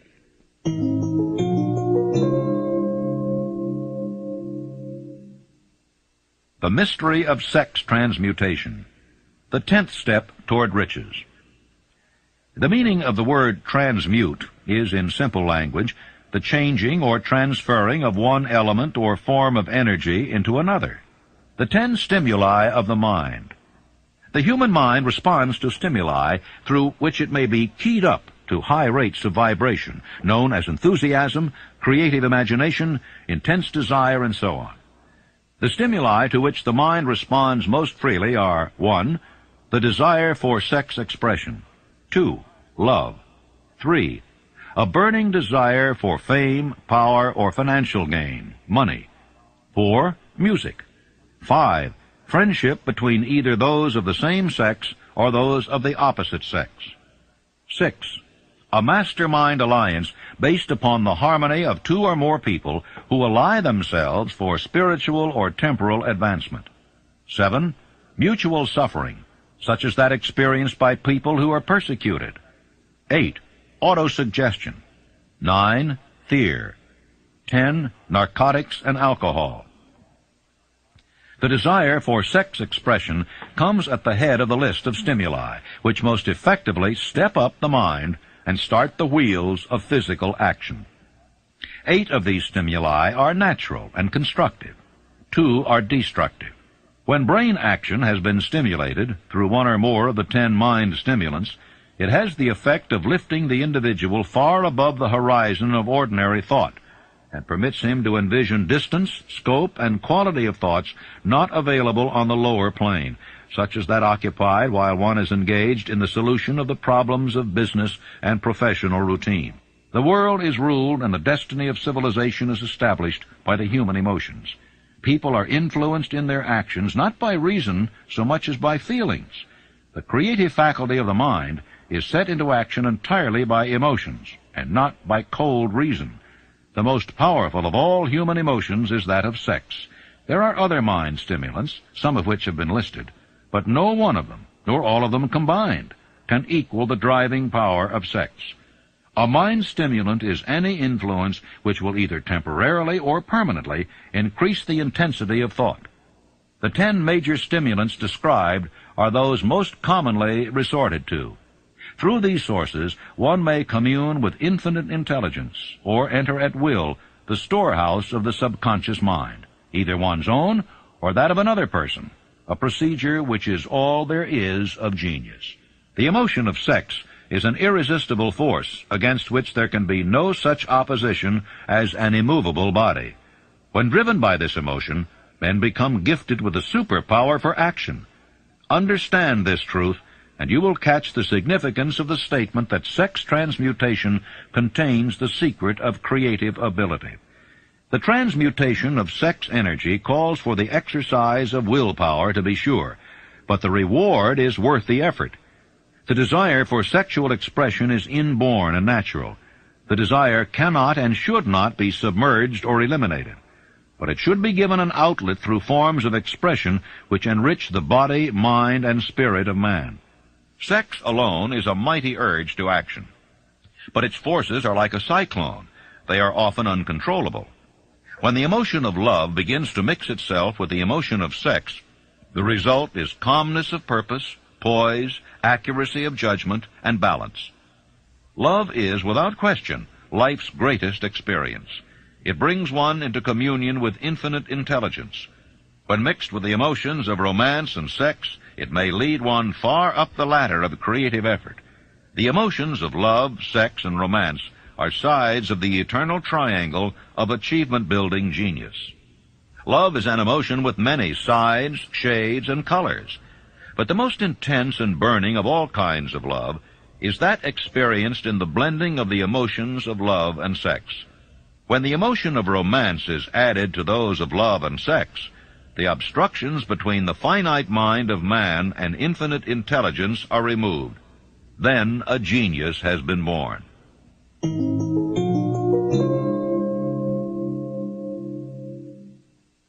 The subconscious mind, the connecting link, the 11th step toward riches. The subconscious mind consists of a field of consciousness in which every impulse of thought that reaches the conscious mind through any of the 5 senses is classified and recorded, and from which thoughts may be recalled or withdrawn as letters may be taken from a filing cabinet. It receives and files sense impressions or thoughts regardless of their nature. You may voluntarily plant in your subconscious mind any plan, thought, or purpose which you desire to translate into its physical or monetary equivalent. The subconscious acts first on the dominating desires which have been mixed with emotional feelings, such as faith. You cannot entirely control your subconscious mind, but you can voluntarily hand over to it any plan, desire, or purpose which you wish transformed into concrete form. After you have accepted as a reality the existence of the subconscious mind and understand its possibilities as a medium for transmuting your desires into their physical or monetary equivalent, you will comprehend the full significance of the instructions given in the chapter on desire. You will also understand why you have been repeatedly admonished to make your desires clear and to reduce them to writing. You will also understand the necessity of persistence in carrying out instructions. The 13 principles are the stimuli with which you acquire the ability to reach and to influence your subconscious mind. Do not become discouraged if you cannot do this upon the first attempt. Remember that the subconscious mind may be voluntarily directed only through habit under the directions given in the chapter on faith. You have not yet had time to master faith. Be patient. Be persistent.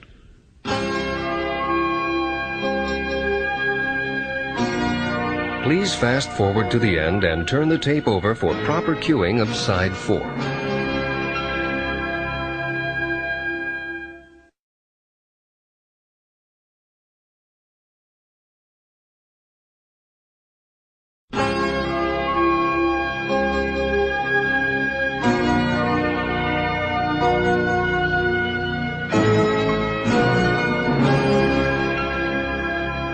All thought impulses intended for transmutation into their physical equivalent, voluntarily planted in the subconscious mind, must pass through the imagination and be mixed with faith. The mixing of faith with a plan or purpose intended for submission to the subconscious mind may be done only through the imagination. From these statements, you will readily observe that voluntary use of the subconscious mind calls for coordination and application of all the principles. You are preparing yourself to influence and control the inner audience of your subconscious mind in order to hand over to it the desire for money, which you wish transmuted into its monetary equivalent. It is essential, therefore, that you understand the method of approach to this inner audience. You must speak its language, or it will not heed your call. It understands best the language of emotion or feeling.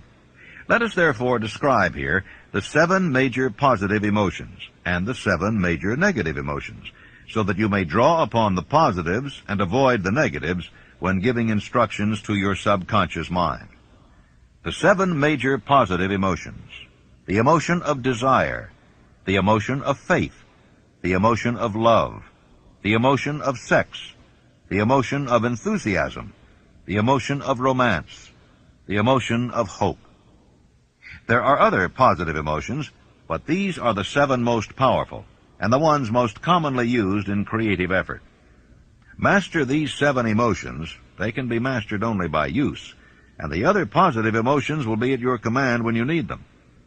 Remember in this connection that you are studying a book which is intended to help you develop a money consciousness by filling your mind with positive emotions. The 7 major negative emotions to be avoided: the emotion of fear, the emotion of jealousy, the emotion of hatred, the emotion of revenge, the emotion of greed, the emotion of superstition, the emotion of anger. Positive and negative emotions cannot occupy the mind at the same time. One or the other must dominate. It is your responsibility to make sure that positive emotions constitute the dominating influence of your mind. Here the law of habit will come to your aid. Form the habit of applying and using the positive emotions. Eventually they will dominate your mind so completely that the negatives cannot enter it. Only by following these instructions literally and continuously can you gain control over your subconscious mind.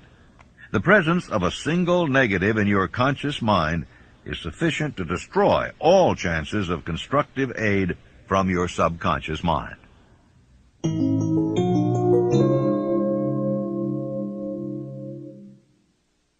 The brain, a broadcasting and receiving station for thought. The 12th step toward riches. More than 40 years ago, the author, working in conjunction with the late Dr. Alexander Graham Bell and Dr. Elmer R. Gates, observed that every human brain is both a broadcasting and receiving station for the vibration of thought. The subconscious mind is the sending station of the brain, through which vibrations of thought are broadcast. The creative imagination is the receiving set, through which the energies of thought are picked up. Along with the important factors of the subconscious mind and the faculty of the creative imagination, which constitute the sending and receiving sets of your mental broadcasting machinery, consider now the principle of autosuggestion, which is the medium by which you may put into operation your broadcasting station. Through the instructions described in the chapter on autosuggestion, you were definitely informed of the method by which desire may be transmuted into its monetary equivalent. Operation of your mental broadcasting station is a comparatively simple procedure. You have but 3 principles to bear in mind and to apply when you wish to use your broadcasting station: the subconscious mind, creative imagination, and autosuggestion. The stimuli through which you put these 3 principles into action have been described, and the procedure begins with desire. The greatest forces are intangible. Through the ages which have passed, man has depended too much upon his physical senses, and has limited his knowledge to physical things, which he could see, touch, weigh, and measure. We are now entering the most marvelous of all ages, an age which will teach us something of the intangible forces of the world about us. Perhaps we shall learn, as we pass through this age, that the other self is more powerful than the physical self we see when we look into a mirror. Sometimes men speak lightly of the intangibles, the things which they cannot perceive through any of their 5 senses, and when we hear them, it should remind us that all of us are controlled by forces which are unseen and intangible. The whole of mankind has not the power to cope with nor to control the intangible force wrapped up in the rolling waves of the ocean. Man has not the capacity to understand the intangible force of gravity, which keeps this little earth suspended in space, and keeps man from falling from it, much less the power to control that force. Man is entirely subservient to the intangible force which comes with a thunderstorm, and he is just as helpless in the presence of the intangible force of electricity. Nor is this by any means the end of man's ignorance in connection with things unseen and intangible. He does not understand the intangible force and intelligence wrapped up in the soil of the earth, the force which provides him with every morsel of food he eats, every article of clothing he wears, every dollar he carries in his pockets. The power of thought is the only thing over which you have complete, unchallenged, and unchallengeable control. Controlled by power of will. In giving human beings control over but one thing, the Creator must have chosen the most important of all things. This is a stupendous fact that merits your most profound consideration. If you give it this sort of consideration, you will discover for yourself the rich promises available to those who become masters of their own mind power through self-discipline.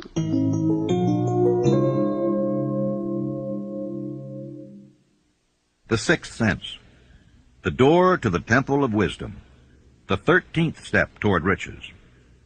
The 13th principle is known as the sixth sense, through which infinite intelligence may and will communicate voluntarily without any effort from or demands by the individual.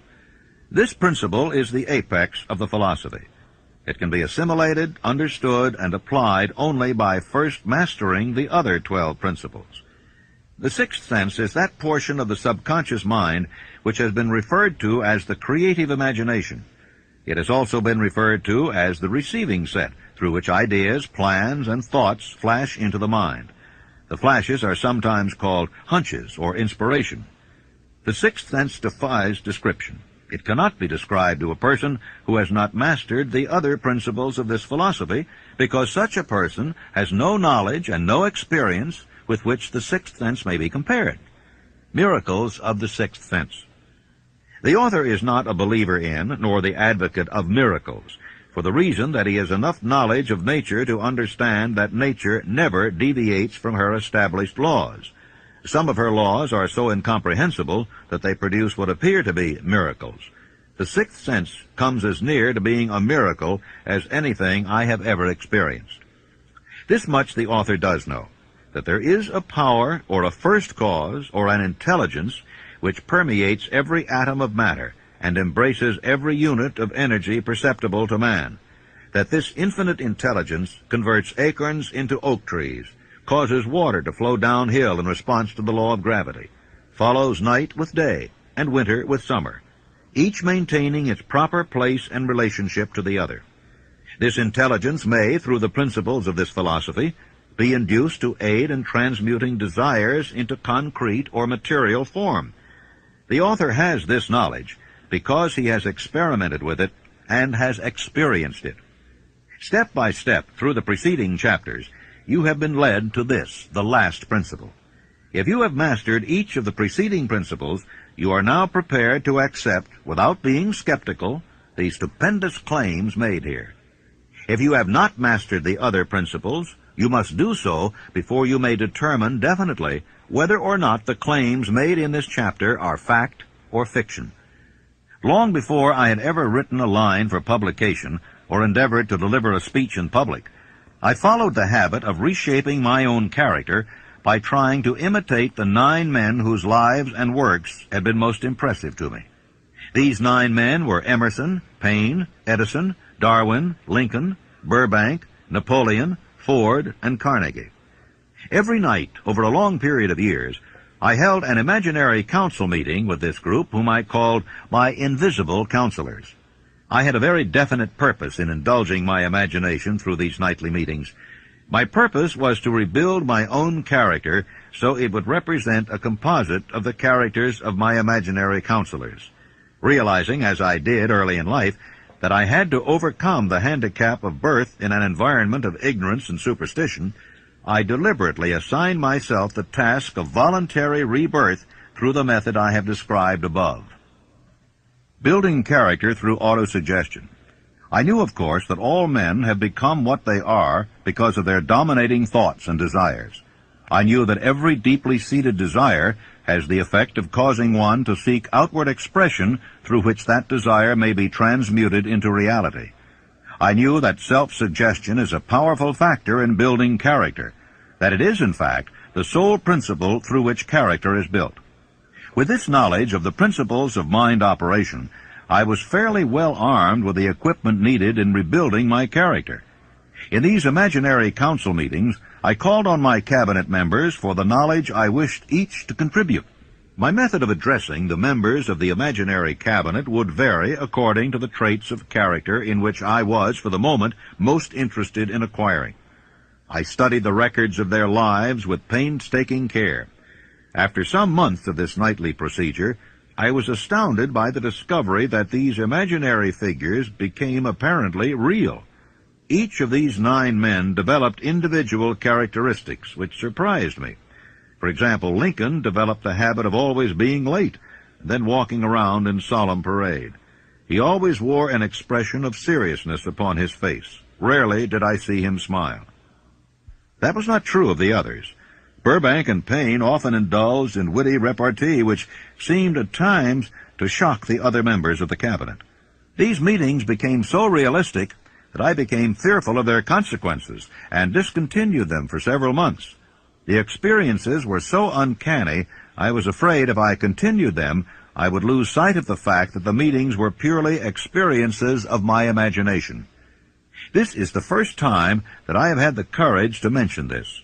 Heretofore, I have remained quiet on the subject, because I knew from my own attitude in connection with such matters that I would be misunderstood if I described my unusual experience. I have been emboldened now to reduce my experience to the printed page, because I am now less concerned about what they say than I was in the years that have passed. Lest I be misunderstood, I wish here to state most emphatically that I still regard my cabinet meetings as being purely imaginary, but I feel entitled to suggest that while the members of my cabinet may be purely fictional, and the meetings existent only in my own imagination, they have led me into glorious paths of adventure, rekindled an appreciation of true greatness, encouraged creative endeavor, and emboldened the expression of honest thought. Tapping the source of inspiration. Somewhere in the cell structure of the brain is located an organ which receives vibrations of thought ordinarily called hunches. So far, science has not discovered where this organ of the sixth sense is located, but this is not important. The fact remains that human beings do receive accurate knowledge through sources other than the physical senses. Such knowledge generally is received when the mind is under the influence of extraordinary stimulation.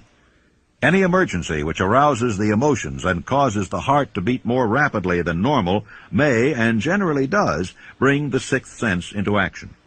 Anyone who has experienced a near accident while driving knows that on such occasions the sixth sense often comes to one's rescue and aids by split seconds in avoiding the accident. My original purpose in conducting council meetings with imaginary beings was solely that of impressing my own subconscious mind through the principle of autosuggestion with certain characteristics which I desired to acquire. In more recent years, my experimentation has taken on an entirely different trend. I now go to my imaginary counselors with every difficult problem which confronts me and my clients. The results are often astonishing, although I do not depend entirely on this form of counsel. The starting point of all achievement is desire. The finishing point is that brand of knowledge which leads to understanding, understanding of self, understanding of others, understanding of the laws of nature, recognition and understanding of happiness. This sort of understanding comes in its fullness only through familiarity with and use of the principle of the sixth sense. Before you can put any portion of this philosophy into successful use, your mind must be prepared to receive it. The preparation is not difficult. It begins with study, analysis, and understanding of 3 enemies which you shall have to clear out: indecision, doubt, and fear. The sixth sense will never function while these 3 negatives, or any one of them, remain in your mind. The members of this unholy trio are closely related. Where one is found, the other 2 are close at hand. The 6 basic fears. There are 6 basic fears, with some combination of which every human suffers at one time or another. Most people are fortunate if they do not suffer from the entire 6. Named in the order of their most common appearance, they are the fear of poverty, the fear of criticism, the fear of ill health. That's at the bottom of most of one's worries. The fear of loss of love of someone, the fear of old age, the fear of death. All other fears are of minor importance. They can be grouped under these 6 headings. Fears are nothing more than states of mind. One state of mind is subject to control and direction. Man can create nothing which he does not first conceive in the form of an impulse of thought. Following this statement comes another of still greater importance, namely, man's thought impulses begin immediately to translate themselves into their physical equivalent, whether those thoughts are voluntary or involuntary. Thought impulses which are picked up by mere chance, thoughts which have been released by other minds, may determine one's financial, business, professional, or social destiny just as surely as do the thought impulses which one creates by intent and design. We are here laying the foundation for the presentation of a fact of great importance to the person who does not understand why some people appear to be lucky, while others of equal or greater ability, training, experience, and brain capacity seem destined to ride with misfortune. This fact may be explained by the statement that every human being has the ability to completely control his own mind, and with this control, obviously, every person may open his mind to the tramp thought impulses which are being released by other brains, or close the doors tightly and admit only thought impulses of his own choice. Nature has endowed man with absolute control over but one thing, and that is thought. This fact, coupled with the additional fact that everything which man creates begins in the form of a thought, leads one very near to the principle by which fear may be mastered. If it is true that all thought has a tendency to clothe itself in its physical equivalent, and this is true beyond any reasonable room for doubt, it is equally true that thought impulses of fear and poverty cannot be translated into terms of courage and financial gain. The 6 basic fears become translated into a state of worry through indecision. Relieve yourself forever of the fear of death by reaching a decision to accept death as an inescapable event. Whip the fear of poverty by reaching a decision to get along with whatever wealth you can accumulate without worry. Put your foot upon the neck of fear of criticism by reaching a decision not to worry about what other people think, do, or say. Eliminate the fear of old age by reaching a decision to accept it, not as a handicap, but as a great blessing which carries with it wisdom, self-control, and understanding not known to youth. Acquit yourself of the fear of ill health by the decision to forget symptoms. Master the fear of loss of love by reaching a decision to get along without love if that is necessary. Kill the habit of worry in all its forms by reaching a general blanket decision that nothing which life has to offer is worth the price of worry. With this decision will come poise, peace of mind, and calmness of thought, which will bring happiness. A man whose mind is filled with fear not only destroys his own chances of intelligent action, but he transmits these destructive vibrations to the minds of all who come into contact with him, and also destroys their chances. The devil's workshop. In addition to the 6 basic fears, there is another evil by which people suffer. It constitutes a rich soil in which the seeds of failure grow abundantly. It is so subtle that its presence often is not detected. This affliction cannot properly be classed as a fear. It is more deeply seated and more often fatal than all of the 6 fears. For want of a better name, let us call this evil susceptibility to negative influences. Men who accumulate great riches always protect themselves against this evil. The poverty-stricken never do. Those who succeed in any calling must prepare their minds to resist the evil. If you are reading this philosophy for the purpose of accumulating riches, you should examine yourself very carefully to determine whether you are susceptible to negative influences. If you neglect this self-analysis, you will forfeit your right to attain the object of your desires. How to protect yourself against negative influences. To protect yourself against negative influences, whether of your own making or the result of the activities of negative people around you, recognize that you have a willpower and put it into constant use until it builds a wall of immunity against negative influences in your own mind. Recognize the fact that you and every other human being are by nature lazy, indifferent, and susceptible to all suggestions which harmonize with your weaknesses. Recognize that you are by nature susceptible to all the 6 basic fears, and set up habits for the purpose of counteracting all those fears. Recognize that negative influences often work on you through your subconscious mind. Therefore, they are difficult to detect. And keep your mind closed against all people who depress or discourage you in any way. Clean out your medicine chest. Throw away all pill bottles, and stop pandering to colds, aches, pains, and imaginary illness. Deliberately seek the company of people who influence you to think and act for yourself. Do not expect troubles, as they have a tendency not to disappoint. Without doubt, the most common weakness of all human beings is the habit of leaving their minds open to the negative influence of other people. This weakness is all the more damaging because most people do not recognize that they are cursed by it, and many who acknowledge it neglect or refuse to correct the evil until it becomes an uncontrollable part of their daily habits. In parting, I would remind you that life is a checkerboard, and the player opposite you is time. If you hesitate before moving, or neglect to move promptly, your men will be wiped off the board by time. You are playing against a partner who will not tolerate indecision. Previously, you may have had a logical excuse for not having forced life to come through with whatever you asked, but that alibi is now obsolete, because you are in possession of the master key that unlocks the door to life's bountiful riches. The master key is intangible, but it is powerful. It is the privilege of creating in your own mind a burning desire for a definite form of riches. There is no penalty for the use of the key, but there is a price you must pay if you do not use it. The price is failure.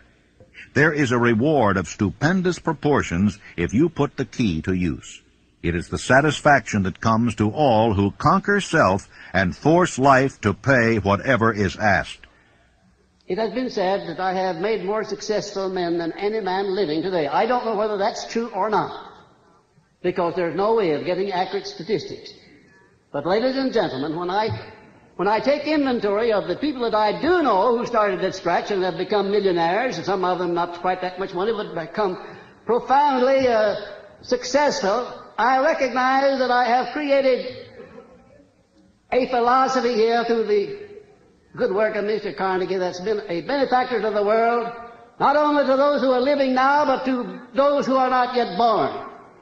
When Mr. Carnegie sold me on organizing this philosophy, he said, I'm going to give away my money before I die as fast as I can find ways and means of giving it away without doing damage. And as you of course know, he did just that. He gave it away for educational purposes, libraries, foundations for the maintenance of peace, and in every way that he could conceive. But he said, by far the greatest part of my riches I am entrusting to you to take to the people of the world in the form of the know-how through which I gain my money. And he said, if you carry through the trust and perfect your job, as I sincerely believe you will, you'll live to see the time when you're far and away richer than I am, and when you will have made many more successful men than I have ever made. And ladies and gentlemen, when Mr. Carnegie made that statement, it was just too much for me to swallow. I thought, well, Mr. Carnegie has never flattered me before. He's never said anything that didn't turn out to be right, but that's just one of those things that never could happen. I have already made thousands of times more successful men than Mr. Carnegie ever had. Thousands of times, and I'm still in the process of making.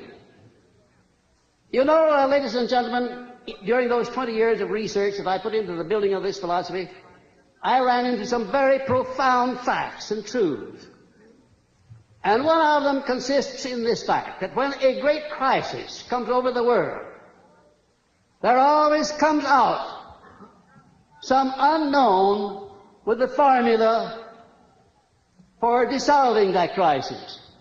Like Abraham Lincoln, for instance, in the time of need, when this country was about to be split asunder by internal strife. By George Washington preceding Lincoln. By Franklin D. Roosevelt at the time when the people were stampeded with fear and they were standing in great lines to draw their money out of the bank. And I sometimes wonder if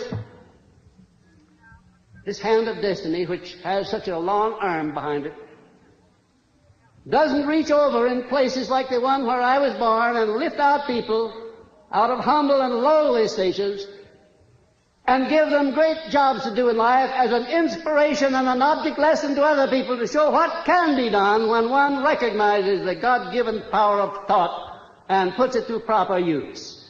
Because if you really and truly tune in on the main line of my source of faith and my source of enthusiasm, become indoctrinated with this philosophy, no matter what it is that you're doing in life, what it is you want to do, you'll find the way always open, and I thank you very much. Thank you.